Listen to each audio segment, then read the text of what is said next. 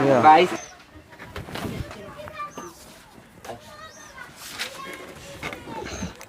देखो तो लेसन 3 इसमें क्या है, भारत से हम क्या सीखे, है ना। इस जो एक प्रकार से भाषण है, और इस भाषण में सिर्फ क्या बताया गया, भारत के बारे में यानी अपने देश के बारे में जहाँ तक हो सका अधिक से अधिक बड़ाई करने का प्रयास किया गया है। किसके द्वारा? जो इनका लेखक है फ्रेडरिक मैक्स मूलर। ठीक है, तो इनका नाम भी याद रखना कि लेखक का नाम क्या था, फ्रेडरिक मैक्स मूलर। ये जो लेखक था ये जर्मन देश का रहने वाला था। जन्म तो दिखाए ही थे इसमें, कौन देश का था? जर्मन देश का था। जर्मन देश के रहने के बावजूद इन्होंने भारत के बारे में बहुत ही अच्छा बात कहा है। ठीक है, क्योंकि जब भारत उन्होंने भ्रमण करने के लिए आया हुआ था तब भारत में बहुत सारी चीज़ों को उन्होंने देखा जो उनको देख करके काफ़ी अच्छा लगा। उन्होंने लगा भारत के बारे में पूरा वर्णन करने अच्छा बात के बारे में, बुझा गया। तो सबसे पहले याद क्या रखेंगे, भारत से हम क्या सीखे, क्या चीज़ है, निबंध, कहानी या फिर भाषण। तो भाषण मारना, भाषण था एक, किनका भाषण था? मैक्स मूलर का खुद का दिया हुआ भाषण था एक प्रकार से। ठीक है, चूँकि ये जो भाषण था यह जर्मन भाषा में दिया गया था, क्योंकि ये जो फ्रेडरिक मैक्स मूलर थे जर्मन देश का रहने वाला था, तो जिस देश का रहेगा भाषण उसी देश में करेगा ना। तो भारत के बारे में पूरा अच्छा से लिख करके अपने देशवासियों को जर्मन भाषा में इन्होंने पूरा बताया था कि ऐसे ऐसे इंडिया में है ना। लेकिन जर्मन भाषा तो हम लोग को समझ में आने वाला है नहीं, तो उसके भाषण को फिर एक व्यक्ति ने क्या किया, हिंदी में अनुवाद कर दिया ताकि अपना इंडिया वाला भी उसको पढ़ सके। तो हिंदी में अनुवाद करने वाला व्यक्ति का नाम था, लिखें क्या, भवानी प्रसाद त्रिपाठी। क्या नाम था? डॉक्टर भवानी प्रसाद त्रिपाठी। तो यहाँ पे लिखे नहीं है, तो इसको यहाँ पे कर देते हैं। इसका जो जर्मन भाषा को हिंदी में रूपांतरण करने वाला क्या नाम था? डॉक्टर भवानी प्रसाद त्रिपाठी। इन्होंने क्या किया, इस भाषण को यानी भारत से हम क्या सीखे को हिंदी में लिख डाला, रूपांतरण किया था। नाम क्या होगा इसका? रूपांतरण। रूपांतरण मतलब क्या होता है? बदलना, चेंज करना। किसमें? हिंदी में। ठीक है, इसका रूपांतरण हिंदी में किया था भवानी प्रसाद त्रिपाठी। अब फिर मैक्स मूलर का जन्म को देखा जाए तो इनका जो जन्म,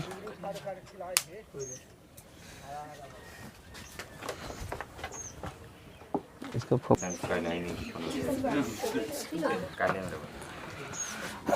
देखो इसमें रहने दो, इसमें एक क्लियर मतलब इसी बोर्ड क्लियर आना चाहिए। इसमें क्या हुआ, इनका जो जन्म था मैक्स मूलर का 6 दिसंबर 1823 ईस्वी को कहाँ पर हुआ था? इनका नया डेट याद रखना। जर्मनी के डेसाऊ नाम का एक ग्राम था, नगर था, उस नगर में इनका जन्म हुआ था। ठीक है, तो कहाँ पे हुआ था? जर्मनी के डेसाऊ में। कब हुआ था? 6 दिसंबर 1823 ईस्वी में। ये सब डेट एग्जाम में पूछता है। इनका पिता का नाम जो था विल्हेल्म मूलर। पिता का नाम उतना नहीं आता एग्जाम में, फिर भी याद रखना इसे भी। पिता का नाम क्या हो गया? विल्हेल्म मूलर था। इनकी प्रमुख रचना जो था, इन्होंने कुछ अपने तरफ से कुछ नया लिखने का काम नहीं किया है। ठीक है, भारत जब घूमने के लिए आया हुआ था तो भारत में बहुत सारे चीज़ों को उन्होंने देखा अपनी नज़रों से, किताबों को पढ़ा, तब उनको लगा कि इसमें बहुत सारी चीज़ें ऐसी बताई गई है जो हम लोग को देशवासियों को सीखना चाहिए। किनको लग रहा था? मैक्स मूलर को।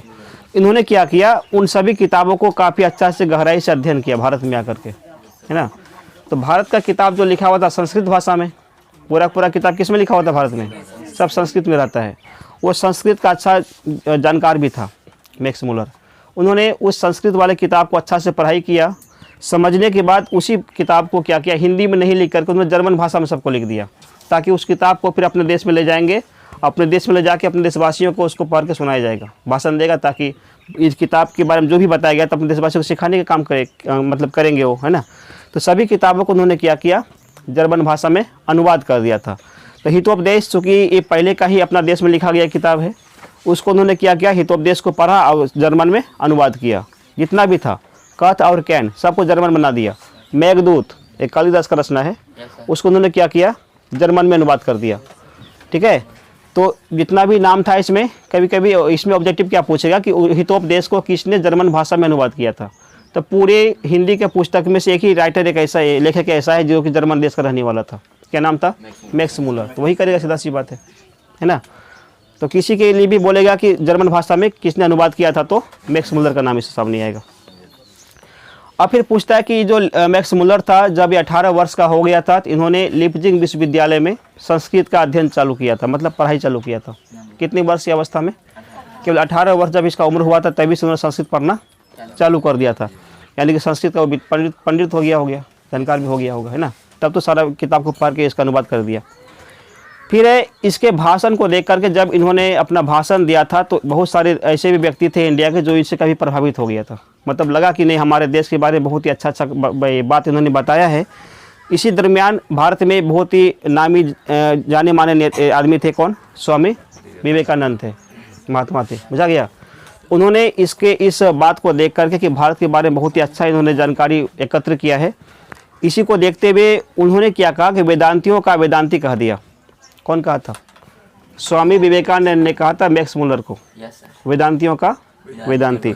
एक क्वेश्चन आता है कि यह जो शब्द था वेदांतियों का वेदांती किसने कहा था? तो स्वामी विवेकानंद ने कहा था। किसके लिए कहा था? तो मैक्स मुलर को कहा गया था। दोनों में कन्फ्यूजन बहुत ज़्यादा होगा, कहने वाला व्यक्ति और किन के लिए कहा था। इसको हल्का से इसको क्लियर करके रखना। कौन कहा था? तो स्वामी विवेकानंद होगा। किसके लिए कहा है? तो मैक्स मुलर के लिए कहा है। अब है नाइटहुड की उपाधि। उस समय एक रानी हुआ करती थी, रानी विक्टोरिया नाम का, ठीक है।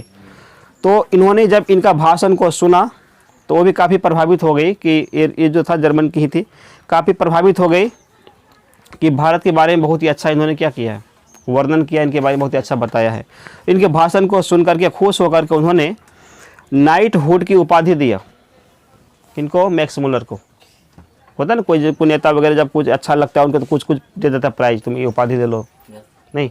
इसी प्रकार से उन्होंने क्या किया, नाइटहुड का एक उपाधि होता था जो दे दिया मैक्स मुलर को। लेकिन मैक्स मुलर को ये उपाधि उतना पसंद नहीं आया, क्योंकि उतना जिस लेवल का वो था उस लेवल का उपाधि उसको नहीं होता होगा, लगता होगा हमको थोड़ा और अच्छा चाहिए था। तो उसको पसंद नहीं होने के कारण से क्या किया, मैक्स मुलर ने इस उपाधि को ठुकरा दिया, नहीं लिया, वापस कर दिया कि हमको नहीं चाहिए इस उपाधि, बुझा गया। लेकिन देने का काम किया था कौन? विक्टोरिया। एक क्वेश्चन पूछेगा किसने नाइटहुड की उपाधि दिया था, तो विक्टोरिया होगा। किन को दिया था? तो मैक्स मुलर को दिया गया था, बुझा गया। थोड़ा सा सुधार लो। 18 में क्या होगा? 28 अक्टूबर 1900 ईस्वी का इसका डेट हो गया था, मृत्यु हुई थी।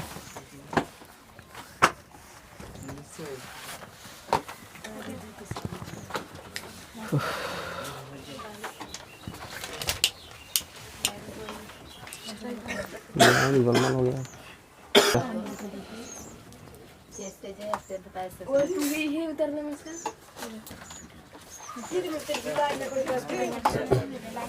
चलो यार समझने का प्रयास करना। इसमें क्या हुआ, ये जो भारत से हम क्या सीखे, ये भाषण है, इस भाषण में कौन कौन से बातों पर विशेष ध्यान दिया गया है लेखक के द्वारा, है ना।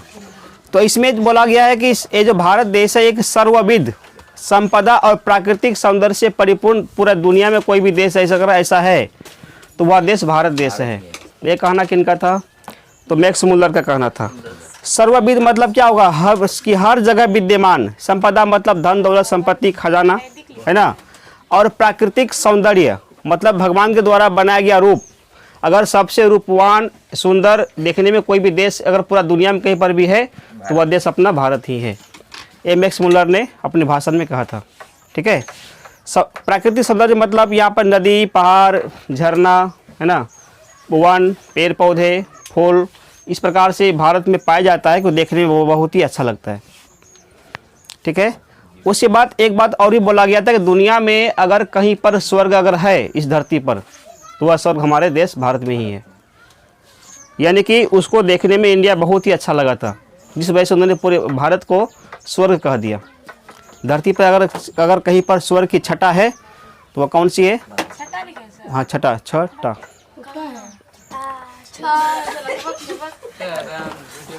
जो है वही है। तो हरियर सब्जी खाया करो, दिखाई क्लियर देगा, है ना। देखो इसमें तो छटा निखरती है, मतलब देखने में कैसा लगता है? भारत स्वर्ग की तरह लगता है। इन्होंने ये सब मुख्य बातें कहा था इंडिया के लिए। और फिर बोला क्या रही है,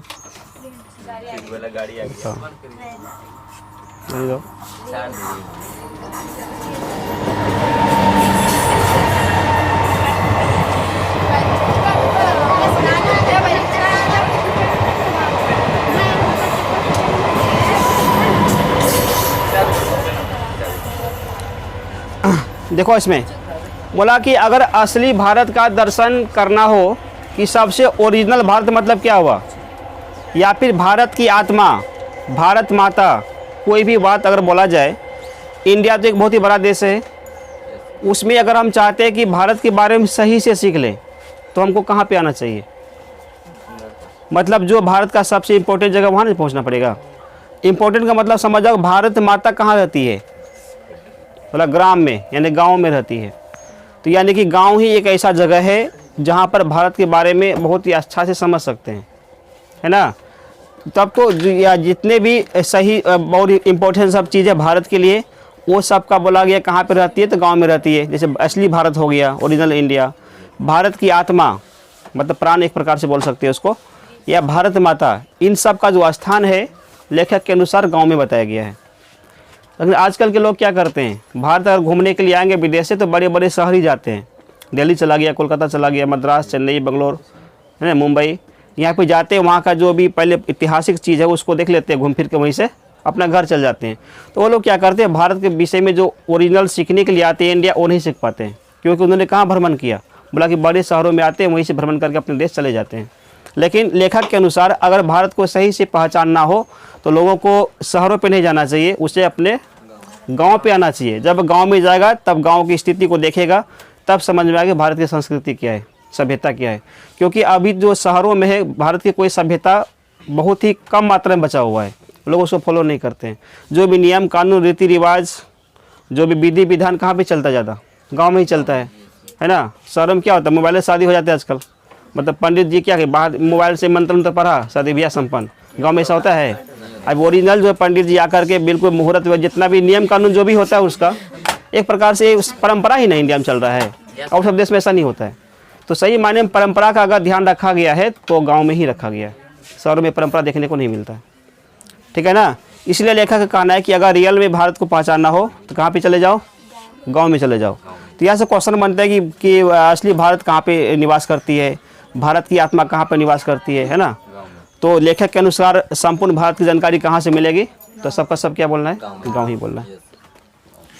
अब पुरातत्व विभाग के जो हेड था कनिंघम, वो भी इनके भाषण से काफ़ी प्रभावित हुआ था, उसका नाम इसमें जिक्र कर दिया गया है। कनिंघम जो था पुरातत्व विभाग का मतलब हो गया मिट्टी के अंदर से जो खोद के निकालते हैं ना, है कोई भी चट्टान वगैरह, उसको पुरातत्व कहा जाता था। तो खोदने के लिए कोई हेड होता होगा, तो पूरा इंडिया में जो था पुरातत्व विभाग का हेड के रूप में के कनिंघम का नाम आता है। इंटर में इसके बारे में अच्छा से विस्तार से चर्चा किया गया है। पुरातत्व का एक प्रकार से चैप्टर ही उसमें लिखा गया था, आर्ट्स वाले के लिए समझा गया। तो वहाँ पे इसके बारे में सही जानकारी मिल जाएगा। तो उन्होंने इसको इसके बारे में पढ़ के जब इन्होंने बताया इंडिया के बारे में सब सारी चीज़ें, तो इसको भी लगा कि बहुत ही इंडिया में बहुत ही ज़बरदस्त चीज़ है, क्योंकि बहुत सारे यहाँ के रहने वाले लोगों को भी पता उतना नहीं होता है जितना इसको पता हो गया था, है ना। जैसे हम लोग इंडिया में रहते हैं उतना नॉलेज तो है नहीं, लेकिन इन्होंने इंडिया आके बहुत सारी चीज़ों को घुमा फिरा, तब तो नॉलेज भर गया था। भले था जर्मनी का, लेकिन इंडिया के बारे में बहुत कुछ जानता था। अब जिस समय ये सब सारी बातें हो रहा था, जिस समय भाषण दिया गया था ये मैक्स मुलर के द्वारा, उस समय जो भारत का गवर्नर जनरल था कौन थे? वारेन हेस्टिंग्स, एक अंग्रेज था ये वारेन हेस्टिंग्स। ये क्या होता है गवर्नर? जैसे आजकल के ज़माने में होता है ना प्रधानमंत्री, उस ज़माने में प्रधानमंत्री नहीं होता था, तो काम किससे चलता था? गवर्नर जनरल से, वही चलाता था। तो उस समय पूरा इंडिया में जो मेन मालिक था, हेड था, कौन थे उस समय? वारेन हेस्टिंग्स, ठीक है। एक बार की घटना, वो कहीं घूमने के लिए जा रहे थे, तो उसे 172 नामक दारिश सोने के सिक्के वाला एक भरा हुआ घड़ा मिल गया था। किसको? वारेन हेस्टिंग्स को। तो दारिश जो था ये सोना का नाम एक प्रकार से हो गया, जो कि काफ़ी इंपॉर्टेंट असली सोना होता है ना, उसको क्या बोला जाता है? दारिश बोला जाता है, ठीक है। तो 172 नामक दारिश सोने का सिक्का से भरा हुआ घड़ा उसको कहीं पे खुदाई करने के दौरान मिला गया होगा। अब मतलब उस समय मिला तो किसी दूसरे व्यक्ति का ही था, लेकिन वो था कौन? वारेन हेस्टिंग्स था। जब कोई बड़ी मात्रा में कोई संपत्ति किसी को कहीं पर मिल जाता है, उस पर किसका हक होता है? सरकार का हुआ ना। अब यहाँ पर मान लो कुछ ऐसे मिल गया 5 लाख का, कौन ले जाएगा? तुरंत पुलिस आएगा, गश्त लेगा, अपने कब्जा में ले लेगा उसको, और उसको ले जाके जमा करेगा सरकार के पास। उसी प्रकार से जब मिला था तो उसमें मेन सरकार के पद पे कौन था? वारेन हेस्टिंग्स ही थे। तो ये सोना का सिक्का उसको सौंपा गया। तो वारेन हेस्टिंग्स इसका वैल्यू को समझता था कि सोना क्या होता है। इन्होंने इसको अपने देश को भेज दिया, इंग्लैंड, समझा गया। लेकिन वहाँ के लोगों ने इसके वैल्यू को नहीं समझा, क्योंकि वो नहीं जानता था कि सोना क्या होता है और इसका इम्पोर्टेंस क्या है। क्योंकि ये हमेशा इंडिया में ही रहता था, वॉरेन हेस्टिंग्स, तो उसके इंडिया के बारे में हर चीज़ जानकारी था, इनकी संस्कृति क्या होता है, इस सोने का क्या वैल्यू है वो समझता था। इन्होंने जब अपने देश को भेजा, वो लोग क्या किया, इसको बर्बाद करके इधर उधर फेंक दे, ख़त्म कर दिया। जब वापस गया अपने देश, बोला वो जो भिजवाए थे कहाँ है, बोले तो ख़त्म हो गया। तो वो सब देखा, देखो ये सब जो है इंडिया के इतना इम्पोर्टेंट चीज़ था। फ्रेडरिक ओ एक है फ्रेडरिक डॉक्टर भवानी शंकर त्रिपाठी।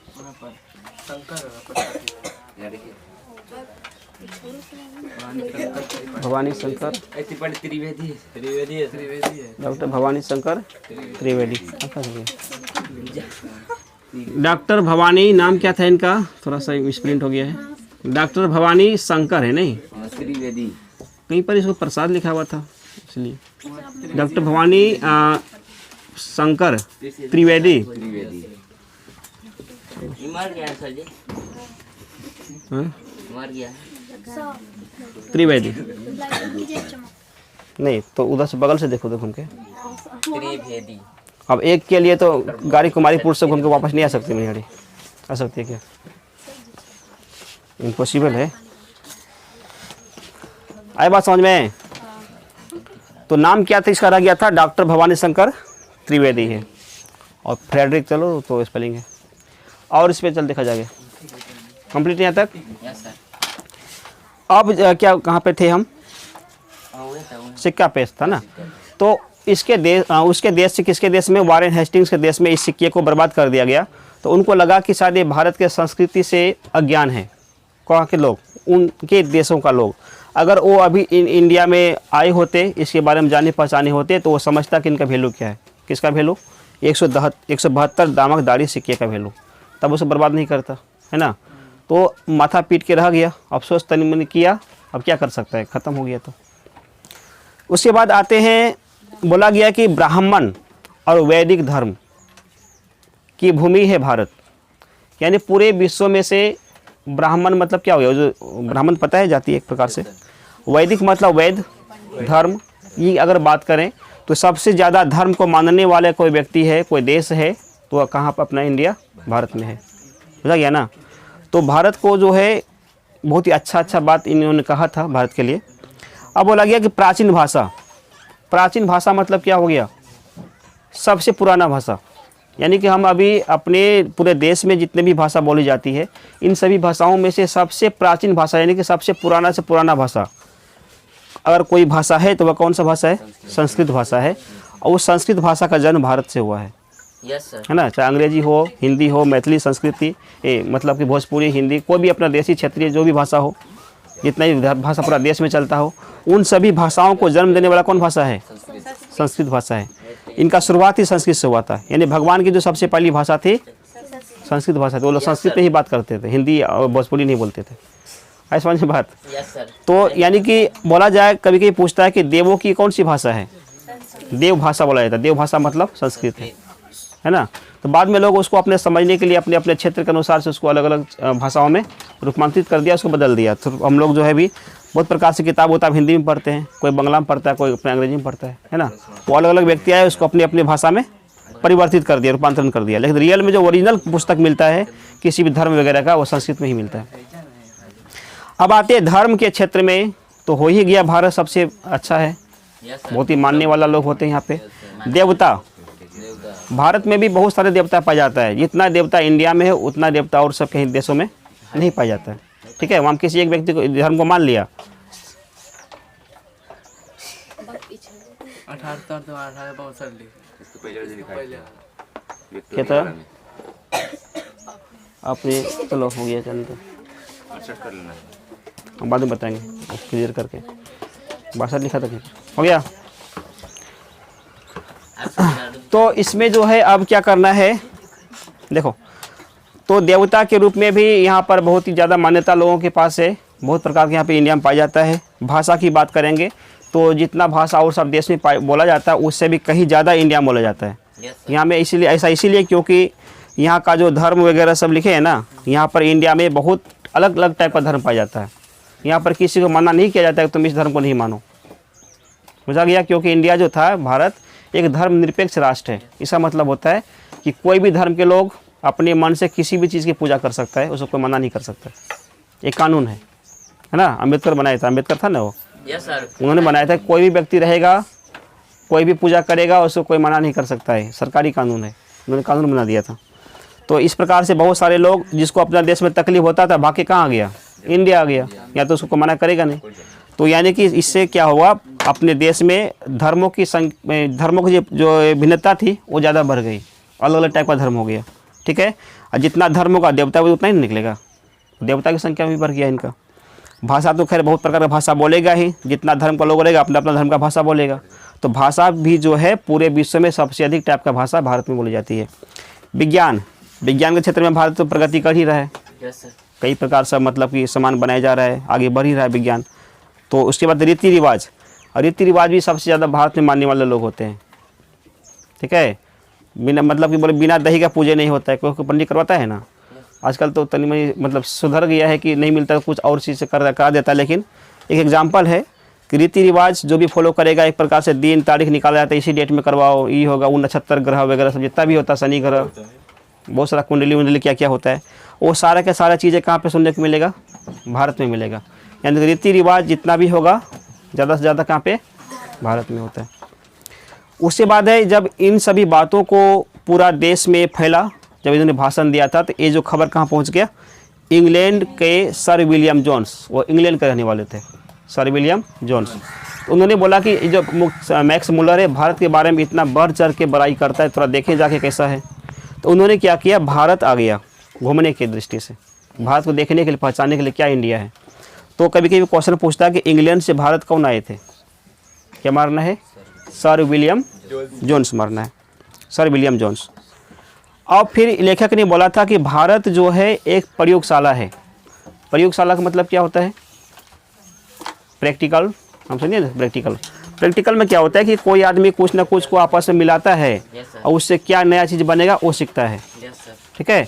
यानी कि लोगों को नई नई चीज़ों की अगर सीखने की, कहीं पर अगर कोई देश ऐसा है जो लोगों को कुछ ना कुछ सिखाने का काम करता है, वो कौन सा देश है, भारत देश है।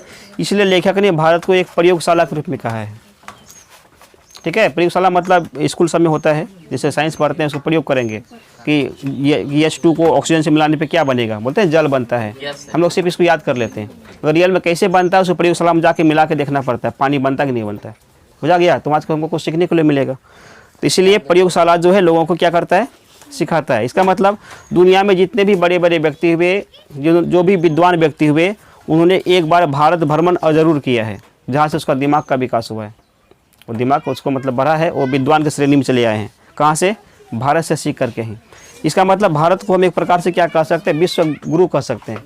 इन्होंने पूरे विश्व को सिखाने का काम किया है ना, सिर्फ हम लोग को ही नहीं, मतलब पूरा दुनिया भी इनसे बहुत सारी चीज़ें सीखा है, समझा गया।